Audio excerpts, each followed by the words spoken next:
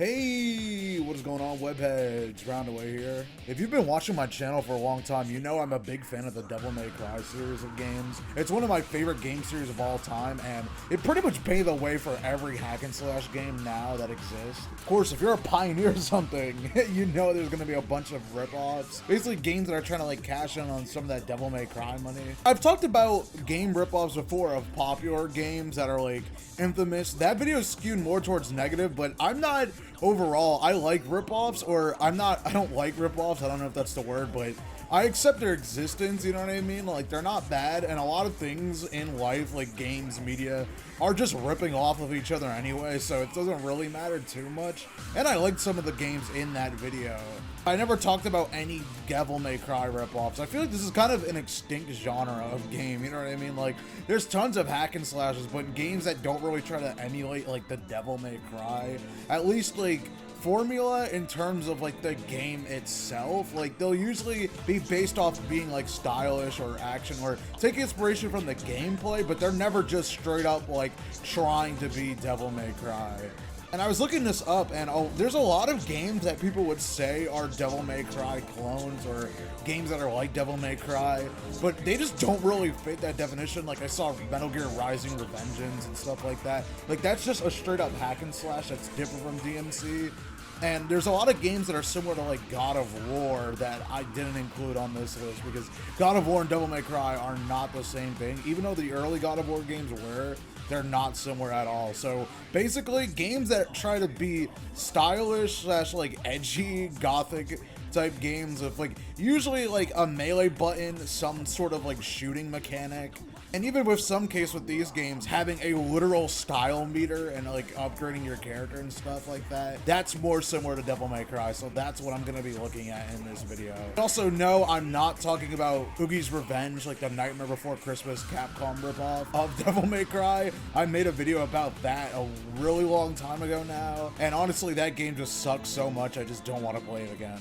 The first game we're going to be taking a look at in this video is Van Helsing, which apparently is based off of a movie I've never heard of. The game came out in 2004 for the PS2 and Xbox. There's also apparently a Game Boy Advance version of the game that, according to Wikipedia, is one of the lowest rated games on the Game Boy Advance, so, that's always a good sign. Although we're not talking about that version because that version isn't what this video is about. The PS2 and Xbox version is so much like Devil May Cry that it's not even funny, to be honest with you. If this game wasn't already an established, licensed movie game, I think Capcom could legitimately try to sue, because this game is basically a ROM hack of Devil May Cry 1. And I mean that because it has, the simplicity of Devil May Cry, and the game just feels like Devil May Cry. It kind of looks like Devil May Cry, even though it came out 4 years after the original Devil May Cry, at least. Anyway, the game has you play as Van Helsing, who, for those of you who don't know, he's basically just this famous mythological monster slash vampire hunter. Usually you see most depictions of him having a hat, some glasses, 2 guns. Basically think Alucard from Helsing, which I mean, the show's literally named after him. He's basically the first Dante in a lot of ways. This is the first version of the monster hunter type character. Game follows a similar mission structure to Devil May Cry, where you just do a couple missions. They're usually around 15-20 minutes ish. They're not that long, and you usually just walk around, pick up collectibles, traverse, do some platforming. The game also has a fixed camera angle similar to Devil May Cry, where the camera mostly falls behind you and is zoomed out a little bit, but the camera's locked in place. It is less annoying than Devil May Cry because it doesn't snap to weird angles. But it's still just, your typical fixed camera. It's not the best, but hey, it's not that bad either. And yeah, the gameplay, like I said before, it's pretty similar to Devil May Cry. You have square for your pistols and triangle for melees, the exact button layout too. The first weapon you start off with are these 2 blades, and honestly, they're just a reskin of Ifrit, or I guess you would say Beowulf from Devil May Cry 3. They're these gauntlets, they're these bladed gauntlets, and you basically just do punches and kicks with them. You can even charge the attacks up. The game also has a launcher. Literally, if you hold R1, which is the lock-on button in this game, and back, you can do a launcher attack with it. You can even do an air slam by doing attack mid-air. air. The guns also work pretty similar to Devil May Cry. You can launch enemies in the air and juggle them with the guns to keep the combo going. There's no style meter in this game, but you do get points just by like killing enemies and stuff, and then you could use that to upgrade yourself in the shop. But everything in the shop is super fucking expensive, by the way. Like, I did like the first 2 levels and I was only just barely able to upgrade my health. And yeah, you can just upgrade your health from the shop. You don't have to resort to the blue orbs or anything like that. The game also has Devil Trigger, kind of. Like, basically, you just build up this bar by doing damage, and then you can hold down a button. I think it's L1, if I remember correctly. You start glowing, and then you just do a shit ton of damage. It's not as cool as Devil Trigger, and you don't get health regen from it. It's just a pure damage buff. Also forgot to mention that locking onto opponents and then flicking the stick, like the move stick in different directions, lets you dodge. You could dodge in 4 directions. There's also one thing that, surprisingly, this game does unique, and it did it way before Devil May Cry did it. Exactly, actually 4 years before Devil May Cry 4 did it. Yeah, this game, you have like a grappling hook, which is kind of similar to Nero's arm in a lot of ways. I mean, it is pretty different, but it's the same general idea. You can pull enemies towards you, but you mainly use it for traversing the environments. There's these red glowy things in the environment that you have to like traverse, but you could swing across with it.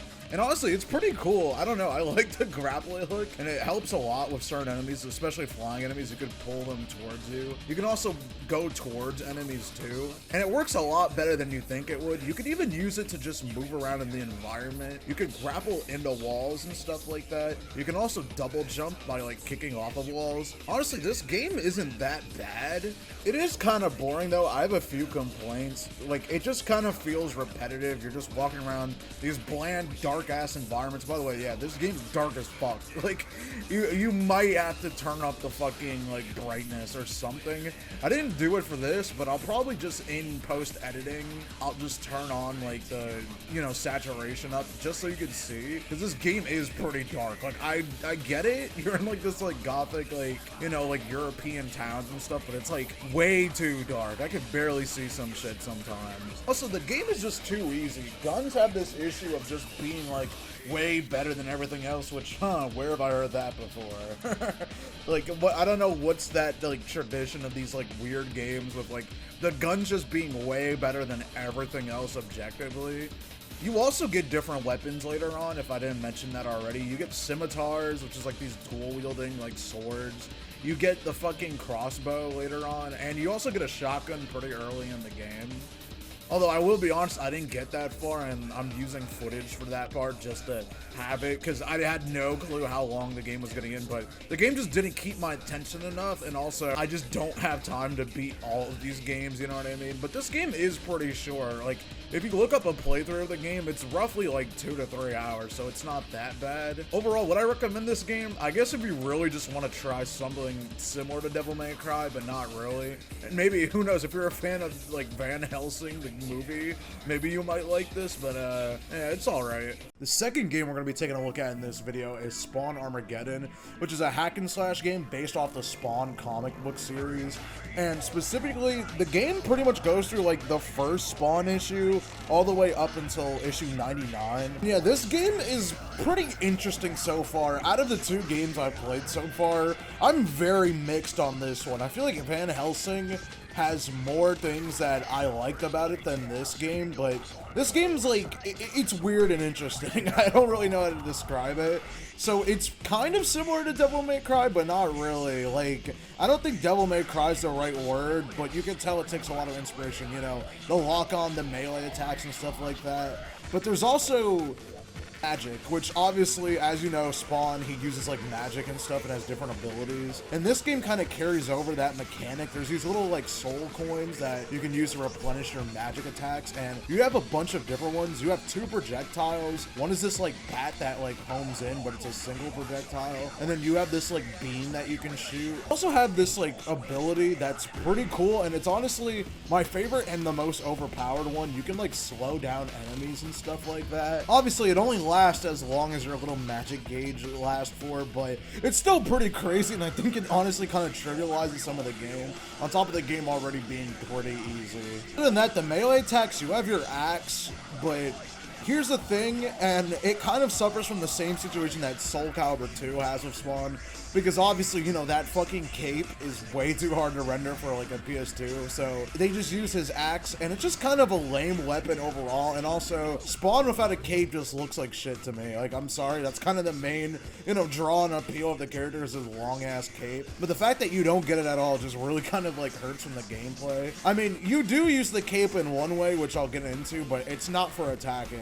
You also get a bunch of guns, because like it's Spawn, it makes sense. You get a shotgun, you get your chains as like your little default weapon, and then you also get pistols and SMGs and stuff like that. The problem with this game is the pacing. You kind of unlock everything super quick, and all the magic abilities I just stated you have from like the very beginning, so it's just kind of like whatever. I know Spawn is overpowered, that is kind of his thing, but like in a game you kind of have to like pace it, you know, so that it feels like you're actually like getting something for playing, but you just kind of like stumble upon these things and then you just have them now. Like, I don't know, it doesn't feel like progression.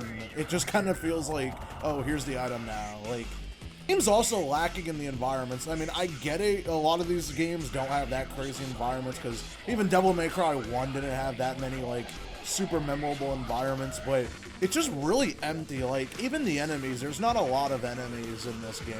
They're all can be dealt with pretty easily too. It's not any like real challenge. The things I do actually like about this game though, I like how the game has more emphasis on platforming, and the platforming in this game isn't bad. Usually I hate platforming in like Devil May Cry games, but this game is kind of made around it. You just have a double jump off the rip. You also have like wall jumps and stuff. You can climb ledges and stuff. You can also use your cape for gliding, and you have to like glide across like gaps. It's honestly kind of good platforming. Also, the camera in this game for some reason is also pretty good.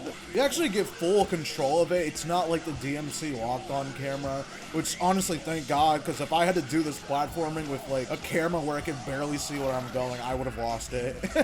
Yeah, the game is just lacking variety in like combos or anything like that. Like, you only have one combo with your basic axe, and that's pretty much it. Like, as far as I can tell, I don't think you get any other melee weapons or anything like that. So I'm just like kind of just left here like doing these basic bitch combos. And yeah, but the game, I will say, the missions are pretty quick. Like, they're kind of fast. Like, I played way more missions of this than Van Helsing. Van Helsing, the missions are kind of long. This game, they're like super fucking short. Like, for the record, all the footage for Van Helsing, right, that was like maybe 2 levels or 3 levels, and in this, I played 5 levels without even realizing it. Like, it's really quick. I guess that's good. You don't have to really play much of this game. Overall, I don't think the game is that bad. Like, it's just I think it's worse than Van Helsing, because at least Van Helsing had way more variety and things. Like, you get different weapons and stuff. This, it just kind of feels like you're giving everything off the bat. You know, correct me if I'm wrong, people who've made it farther in this game than me, but it just feels like kind of nothing. Like, I don't know, I don't really hate this game, but I wouldn't play it. I'd rather play Van Helsing than this game, but I'd rather play DMC than both. So I'm proud to say that the third and final game that we're going to be talking about is absolutely amazing, and you should actually like play it. It's the only game of these I would actually recommend, and it's definitely the most fun I've had playing these games out of all 3 of them, and you should definitely check this out. And honestly, I might even play it after I stop recording just because it's so good. But yeah, the final game is Ghost Rider for the PS2, based off like the Nicolas Cage Ghost Rider movies. And yeah, this game, like I said, is super fucking good. Again, you know, it plays similar to like games like Devil May Cry, God of War. Honestly, a lot more like God of War, but this time it's actually better. It's not like Spawn at all. Like, Spawn sucks compared to this game. This game, you have light and heavy attacks. Your light attacks are using your chain, and your heavy attacks are just like punching and stuff. But you can like combine them to do different combos and shit like that. There's also like a grab button, and you use it to finish off enemies. Like, they'll have this icon above their head that you can finish them off and stuff like that. You also build up like your magic bar by like killing enemies and shit like that. And it's basically building up your like screen clearing like super moves. Like, you can just clear the entire screen of enemies. But the combat in this game is super fun. It's really smooth. Like, it makes you just feel overpowered. Again, this game's easy, but unlike the other games where it's easy and boring, like, this game is so much fun. Like, you know, just like fucking mowing down enemies is super fun in this game. You also have a shotgun, but unlike all the other games so far, it's not like, oh, you have ammo or it's just like another weapon. You can only use it by like killing enemies, so it kind of limits the spam of it. You only get 4 shots. I'm pretty sure you can upgrade it later on, but it makes it more interesting so that you're not just spamming the gun. And the gun is pretty powerful, but the fact that it's limited is actually better for the game, as you can only do it once you fill up the appropriate meter.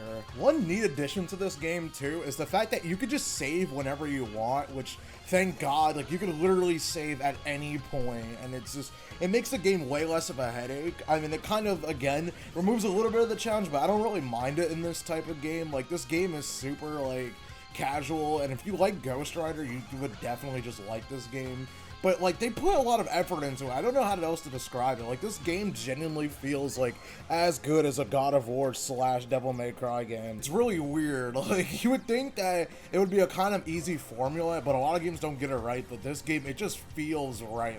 Like I said, I genuinely recommend you play Ghost Rider for PS2. There's also certain parts where you have to ride on your motorcycle, and the controls for that are also really good. I mean, it's pretty simple. You accelerate with R2, and then I think deaccelerate with L2, but also there's parts where you have to like slide under, and also there's enemies. There's like these little imps that are firing at you, so you could fire like fireballs back at them, and also you could like knock off these other demon guys that are trying to like bump into you with your chain and shit. And there's also a sick slow-mo for when you do like stunts and shit. Like, this game is just super good. Like, it actually makes me want to play it more. I might fuck around and just beat this game regardless of this video. It's so good. And yeah, I know I didn't really get in depth with it as much, but it's just really good. I think you should genuinely play this for yourself. I can't stress that enough. If you want like a Devil May Cry / God of War game on the PS2 and you're feeling nostalgic, you should definitely check this out. This game is super good. But yeah, that's basically gonna be it for this video on Devil May Cry rejects, or I guess Devil May Cry clones, or whatever you want to call them, rip-offs. But yeah, let me know in the comments which of these games you like the most, or let me know your favorite Devil May Cry clone or like rip-off in the comments below. Maybe I'll make another video like this, but maybe for another game, or if you want to see more Devil May Cry rip-offs that I just didn't talk about in this video, let me know, and see ya.